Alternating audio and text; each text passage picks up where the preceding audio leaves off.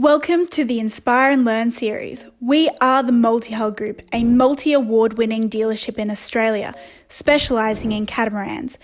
Join us as our expert team teach you all about anchoring, docking, rigging, sail trim, maintenance, and so much more, so you can build confidence in your catamaran handling ability. In this episode, professional sail GP and America's Cup sailor Sam Newton joins us to discuss how to tack and gybe with a standard sail setup as well as with a Code Zero, and also gives tips for how to sail trim on your catamaran. Enjoy! So I'm joined here on the boat today by Sam Newton, director and owner of Rolly Tasker Sails. Sam's got an extensive background in the sail manufacturing industry, but also in the sailing industry, with numerous America's Cups under his belt, and also he's a member of the Australian Sail GP team, recently seen racing on Sydney Harbour. So Sam, just give us a bit of a rundown about your experience in the industry and what you do. Yeah, look, we've been the Rolly Tasker Sails distributors here in Australia for the last 20 years. Naturally, I do quite a lot of sailing, as you just touched on there. So, you know, we're out in the water all the time. We also have a rigging business associated with the sail loft. So, you know, it's great to be out here and looking forward to go for a sail. Yeah, thanks for coming. It's great to have you on board, and we'll go and have a play with the sails.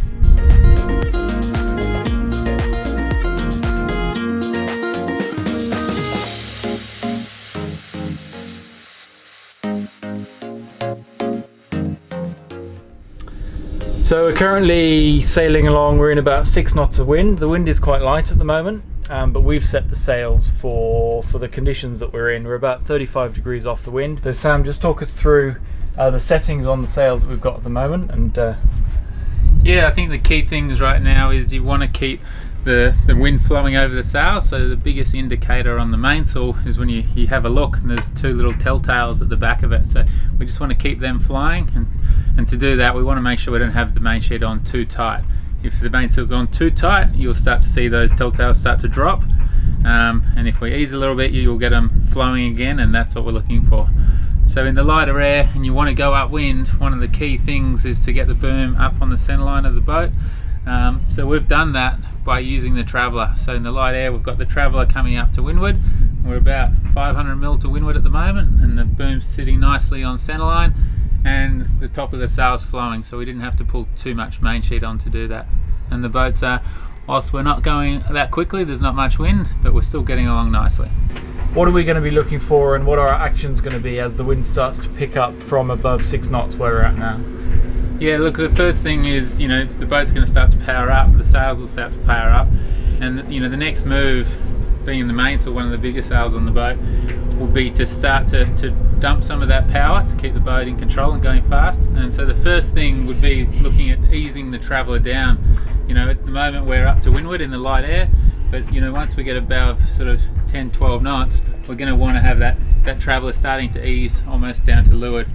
You've got to remember, on the catamarans, they don't have a boom vane, so what's controlling the boom height and the leech tension in the main is the main sheet itself. So quite often we use the main sheet to get that setting right, and then play the traveller up and down. And the good news is, on the lagoon, you know, the traveller's right here, it's right at your fingertips with the helm station here, and obviously, you know, with the powered winches, it makes it quite an easy tool to trim.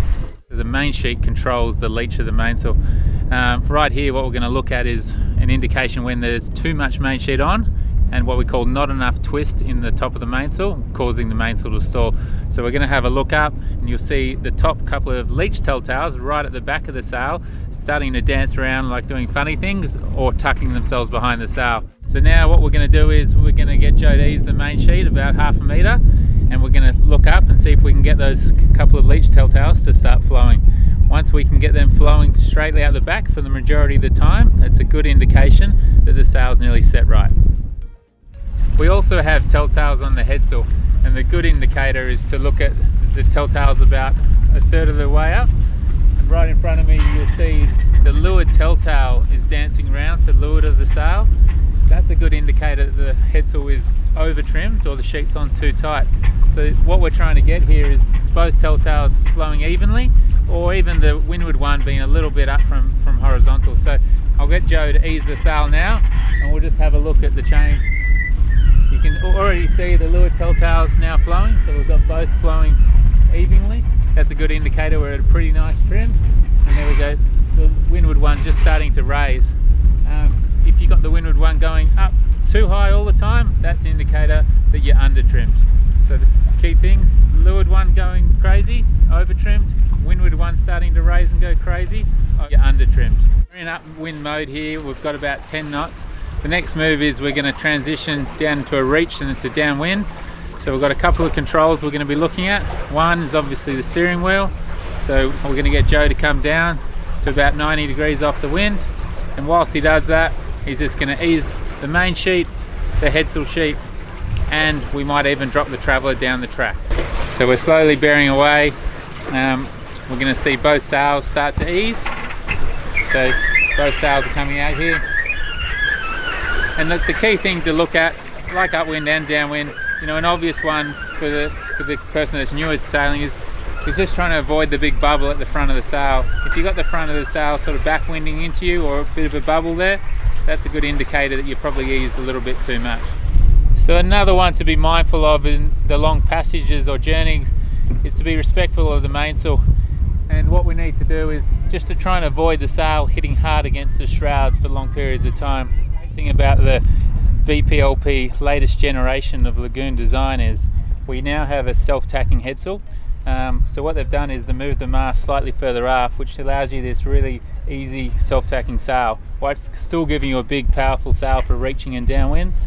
And in turn what it does is it shortens the boom up slightly, which makes the mainsail hoisting and dropping, you know, a breeze, and it gives you that really high aspect sail with the new modern square top. Yeah, the great thing about the square top main is its highly efficient profile.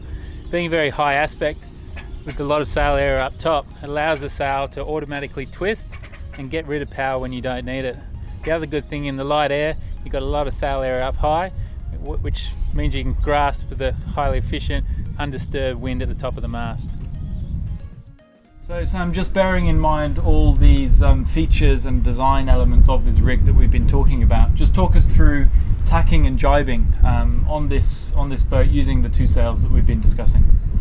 Yeah, well, I mean, tacking, there's nothing really to it now with the self-tacking headsail. So, you know, we're literally either been pressing the tack button on the autopilot or turning the helm 90 degrees to starboard. The good thing is you don't have to touch anything with the headsail, and you know, the mainsail, the only thing to be mindful of would be just ensure the two jammers on the traveller are cleated before you tack. Other than that, we should be ready to go. Okay, so we'll tack now, and you can just talk us through it as the boat tacks through the wind. Yeah, so as we come up onto the breeze, we'll see the headsail probably start to flap here in a minute. That's as we're coming onto the eye of the breeze, and it will then settle down to the new side.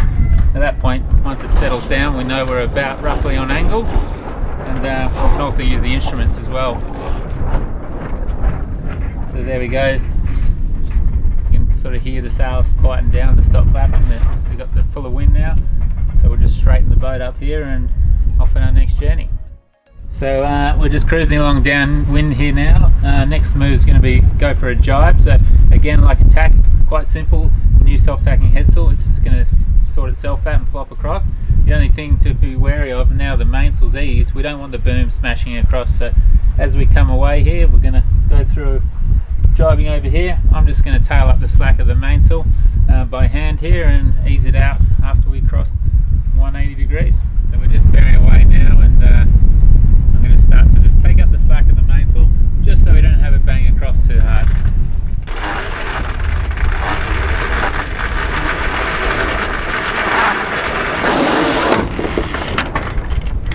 Okay, the wind's on now on the other side of the main. I'm just going to ease it back out to where we had it before, and that's it, we're all done. So we've talked now about the two white standard sails that we've got on board. There is a third one which is rigged on the front of the boat, and that's called a Code Zero sail. And so Sam, just describe to us what that sail is, when you'd use it, and how you'd use it. Yeah, well, now we're going downwind. You can tell the boat doesn't have as much power in the sails as we're sailing away from the wind. So the Code Zero is just a great sail for reaching or going downwind, just to add that bit more performance and, you know, make it a little bit more fun and a little bit faster. Use it between about 90 to 160 degree true wind angle. I often say it's like halfway between your standard jib and an asymmetric spinnaker. Would you say that's about right? Yeah, look, it's essentially a big jib. It's quite flat cut. It's just a lot bigger in area. You're probably looking at sort of 3 times the area of the headsail, so it gives you that a lot more power. But the great thing about it is it's really simple to handle, because you combine it with the endless line furler like we have today. It's literally, you furl it up and unfurl it. It's very similar to the headsail. So. Okay, fantastic. Yeah. So here we've got the code 0. We've already got it out on the end of the bowsprit here. We've got it with an endless line furler down the bottom, as you can see, and that's what's going to allow us to furl up the sail and unfurl it when we want to use it. So heading out, we've got 2 sheets. We've got the green one on starboard here and the red one going down the port side. This is what we're going to use to trim the sail on shortly after we deploy it. We've got the boat on course. We've got the autopilot on, so we can focus on working the sheets of the sail. All we need to do here is make sure the furling line's free to run, and the next move is we're going to pull the red sheet on. So Joe, you pull the sheet and we'll watch how this thing deploys.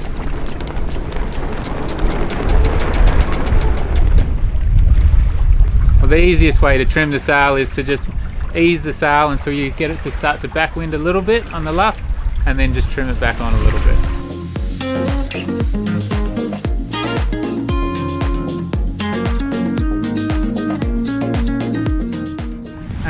Jibing, very simple. All you want to do is get ready to furl the sail.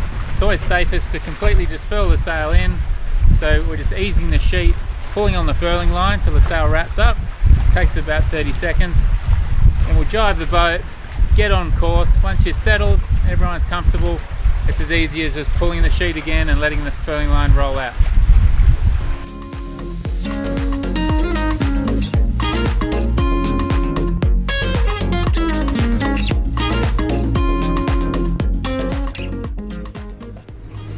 So we're just heading back to the marina. We've had a lovely day on the water with Sam.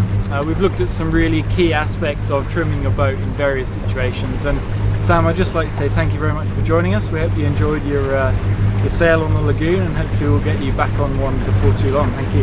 Yeah, no, thank you. It's a beautiful boat, so hopefully I can get back on one day. Cheers. Good.